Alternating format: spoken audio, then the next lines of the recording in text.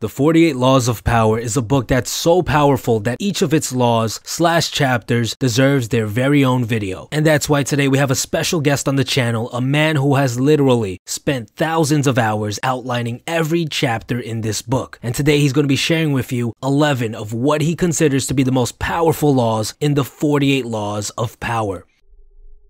Good day everyone, thanks for having me. I run a channel called Illacertus, where I've spent thousands of hours mainly animating every single one of Robert Greene's 48 Laws of Power. I think it's that important because Greene is one of those few authors that write about what is and not what ought to be, meaning it's brutally honest to the point of being blunt. But if you're like me, you'd much rather prefer content that is reflective of the truth, even if it is a bit unpleasant, than being lied to.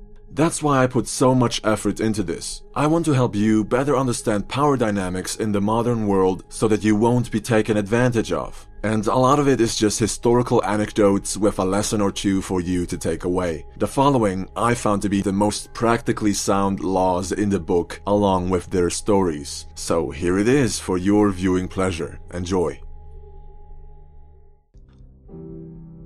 Law number 4. Always say less than necessary. Due to his unpredictability, Louis XIV would have his courtiers tremble in fear when delivering bad news. He would say, "I shall see," have them leave the room and either take action or decide to do nothing about the issue, but always with an intimidating silence. Only speak when you have something meaningful to say. Actions speak louder than words.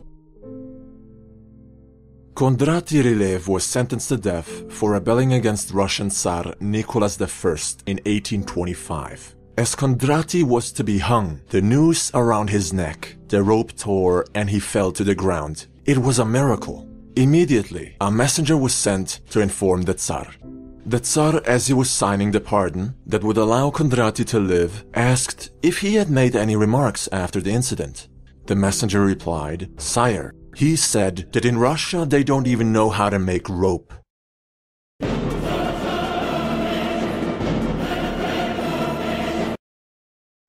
Kondraty was hung again the following day. You can imagine the rest. Had Kondraty been silent in that moment of incredible luck, he would have lived. As the one person who survived the failed coup d'etat against Nicholas I, he would have become a legend. The man who cheated death, his treason pardoned, the gods on his side. But he just couldn't bite his tongue. He couldn't stay quiet. Perhaps his pride did not let him. The point is, he may have enjoyed saying those words in that moment, but was it worth it? He didn't only insult the king, but every single Russian by insinuating that they are incapable of doing anything right. Accepting this man's impudence would have been a sign of weakness on the Tsar's part. Unfortunately for Kondraty, the Tsar, unlike him, wasn't a fool. Refrain from saying something that you will regret in the future. The more you speak, the higher the chances that you will say something that will get you into trouble. Perhaps it is best to let silence fill the air without feeling the need to speak it away. Especially when your fate lies in someone else's hands. Still today, a harmless joke or negative remark heard by the people in power can cost you your livelihood. Be aware of just how much weight your words can carry. Law number 9. Win through your actions, not through argument. Mucius needed strong ships. Without guarding his tongue, his engineer argued that a different type than the one Mucius preferred would be much better for conquest. Despite being right, the engineer was sentenced to death. Don't argue with authorities. Agree and suggest an alternative, then demonstrate. Law number 13. Asking for help appealed to people's self-interest. In 433 BC, the Athenians found themselves in a favorable position. The Corcyraeans and the Corinthians were preparing for war. Both parties wanted to secure the help of the Athenians. The Corinthians chose to remind them of an existing debt. The Corcyraeans, on the other hand, spoke only of mutual interests, the combined force of their navy directed at Sparta, the Athenians allied with the Corcyraeans. In sales of any kind, pragmatic arguments will always trump emotional appeals. The past does not matter. Don't count on loyalty. Aim for win-win deals. Law number 16. Use absence to increase respect and honor. A man said to a dervish, "Why do I not see you more often?" The dervish replied, "Because the words, 'Why have you not been to see me?' are sweeter to my ear than the words, 'Why have you come again?'" Molayami, quoted in Idries Shah's Caravan of Dreams, 1968. Give people time to miss you by robbing them of your presence. It's when we lose something that we discover how valuable it had been to us. On your return, you will be appreciated all the more. Law number 18. Isolation is dangerous. The more you are isolated, the easier it is to deceive you. You lose touch with reality. When someone is urging you to cut friends and family out of your life, realize that they want to control and influence you all by themselves. Whether they do this consciously or unconsciously, it is malicious. Be careful in cutting yourself off from others for too long. Introverted or not, you may cause yourself great harm psychologically by pushing others away from you. Law number 23. Concentrate your forces. The greater an empire's territories, the more vulnerability. Great lands need strong borders. Else they may be overrun by another barbarian tribe, as seen with the collapse of Rome. Your armies are strongest when forged together. Divide them, and they may not be able to protect the empire from an invasion. Dedicate your complete focus to one front, using every resource at your disposal and all of your energy to master your craft through total immersion. Law number 25. Recreate yourself. Others will call you what they think you are, or what they think they see in you. It's all superficial. Every now and again you'll receive a genuine compliment. But your parents, friends, society, even your government, expects you to be someone or something else. It's important that you choose to be whatever you want to be, and that you feel free to change whenever you like. You have the freedom to dismiss the opinions of others, even to put on a good show like Gaius Julius Caesar. The world is your stage. It's up to you what role you want to play. Think of life like a book, and you're writing it. You're the main character, so act like it. Law number 29. Plan all the way to the end. Excerpt from the book.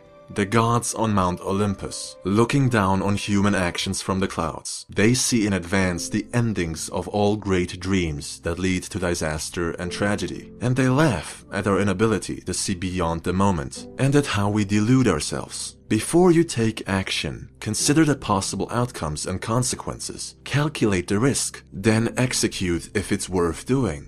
However, as time goes on, things reform, and it would be foolish to stick to a plan that ignores change. Law number 34. Be royal in your own fashion. Act like a king.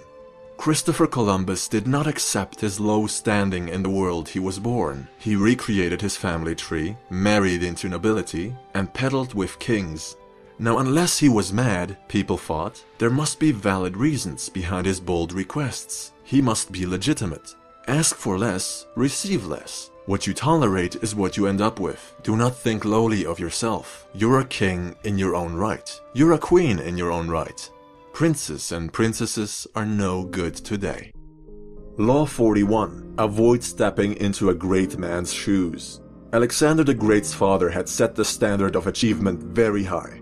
Alexander wasn't going to be content in his father's shadow. He wasn't going to rest on his father's and later on his own laurels. When Alexander saw the breadth of his domain, he wept, for there were no more worlds to conquer. Now, imagine if Alexander the Great had had a son who wanted to be a conqueror. That he would pale in comparison is an understatement. Not a soul would have attributed his success to him, for he'd achieve everything on the shoulders of his father. Don't make it your life's task to be better at being someone else. Instead, go your own way. Unapologetically, be your best self. Law 48. Assume formlessness. The Spartans, the most powerful infantry the world had ever seen at the time, lost the war with Athens, for they were outnumbered and unwilling to change their views. They did not adapt to circumstance. They did not build walls. They did not want to conquer new lands, nor engage in trade, for gold gave rise to corruption. Meanwhile, Athens was thriving through constant reform. Sparta fell behind and collapsed. Don't fight change. When you catch yourself in the futile attempt to resist a new order, remind yourself that you not only missed the opportunity to predict it, but to adapt to it in time. You have to be anti-fragile.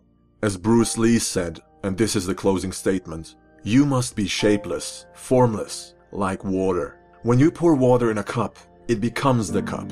When you pour water in a bottle, it becomes the bottle. When you pour water in a teapot, it becomes the teapot. Water can drip and it can crash. Be water, my friend. I hope you guys liked the video. I highly recommend that you guys click right here to check out Illacertus' video where he outlines every chapter in this monument of a book in under 30 minutes. Stay tuned, guys.